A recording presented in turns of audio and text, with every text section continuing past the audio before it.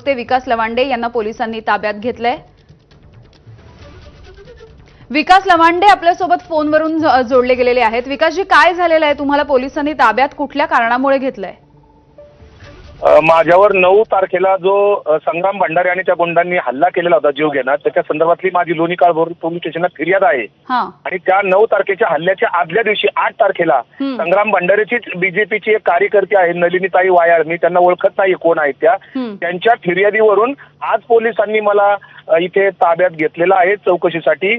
आणि मला आता चौकशीसाठी पोलीस स्टेशन वाघोलीला मी घेऊन चाललेले आहेत। ते खरं तर मी कुठलाही गुन्हा केलेला नाही, कुठलाही आक्षेपार्ह विधान केलेलं नाही, मी असंसदीय भाषा वापरलेली नाहीये। काय पण त्या फिर्यादीत काय आहे नेमकं? काय आहे त्या फिर्यादीमध्ये? त्यांच्या भावना संग्राम भंडारे किंवा हे जे काही घुसखोर आहेत यांच्याबद्दल मी काय बोललोय, त्यांच्या भावना दुखावल्यात। आता पोलिसच त्यांच्याबद्दल काय पुरावे दिलेत ते बघायला लागेल।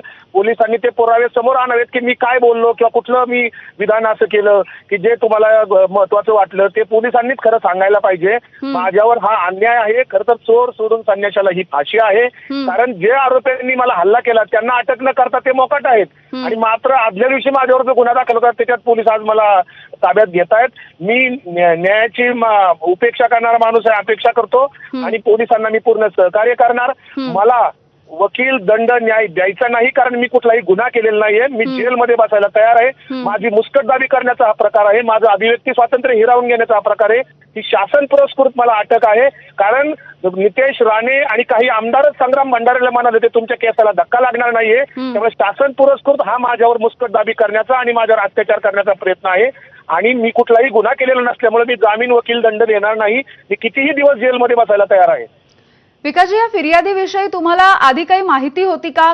तुमच्यावरती शाईफेक झाली त्याच्या आधीची ही फिर्याद असल्याचं तुम्ही म्हणताय, तर तुम्हाला याविषयी माहिती होती? अजिबात नाही। 8 तारखेला ही फिर्याद झाली, 9 तारखेला माझ्यावर हल्ला झाला आणि मला ही फिर्यादीच्या बाबतीमध्ये 11 तारखेला माहित पडलं।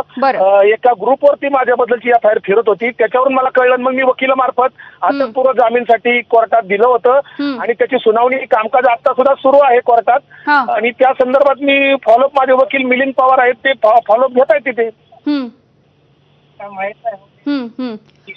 पण पोलिसांनी आजपर्यंत मला कधी फोन केलेला नव्हता, तपासाकारीमध्ये कधी मला कॉन्टॅक्ट केलेलं नव्हतं। उलट मी स्वतःहून पोलिसांना कालही रात्री फोन केला होता आणि आजही सकाळी फोन केला होता।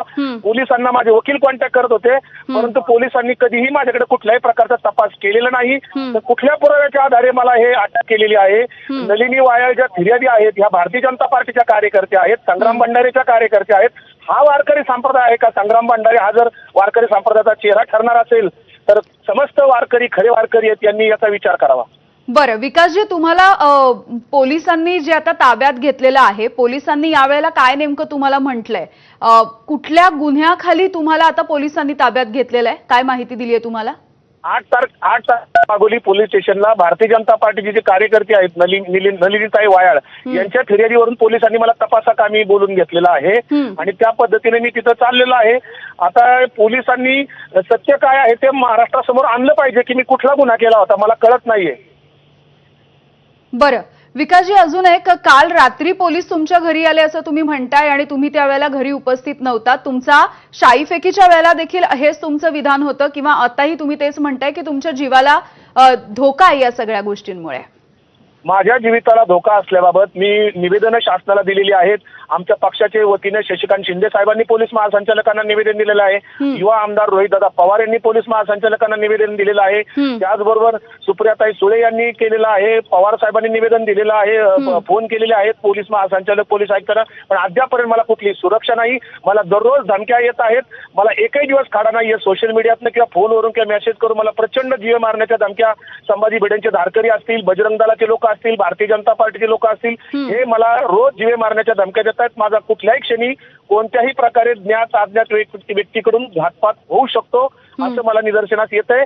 माझ्यावर हा जो काय दडपशाहीचा प्रकार शासनाकडून चाललेला आहे, मी त्याचा निषेध करतो। मी सत्याग्रह करत राहणार। मी जेलमध्ये बसायला तयार आहे। चोर सोडून संन्याशाला फाशी देण्याचा हा प्रकार आहे। विकासजी, शाईफेकीची घटना घडल्याच्या नंतर पण तुम्ही शरद पवारांची भेट घेतलेली होती आणि पवारांनी असंही म्हटलं होतं की हे जे सगळं प्रकरण झालेलं आहे ते आपण मुख्यमंत्र्यांपर्यंत पोहोचवू आणि त्यांच्याशी बोलू। त्यानंतर काही घडलेलं आहे का? सरकारकडून काही तुम्हाला सांगण्यात आलेलं आहे किंवा तुम्ही जसं मागणी करता आहात त्याविषयी काही झालेलं आहे?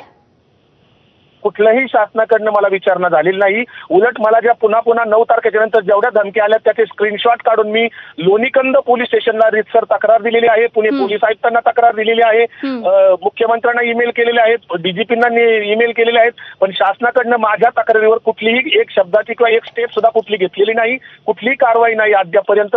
उलट आरोपींच्यावर आर्म ऍक्ट कलम न लावता लोणी काळभोर पोलिसांनी त्यांना मोकाट सोडलेला आहे.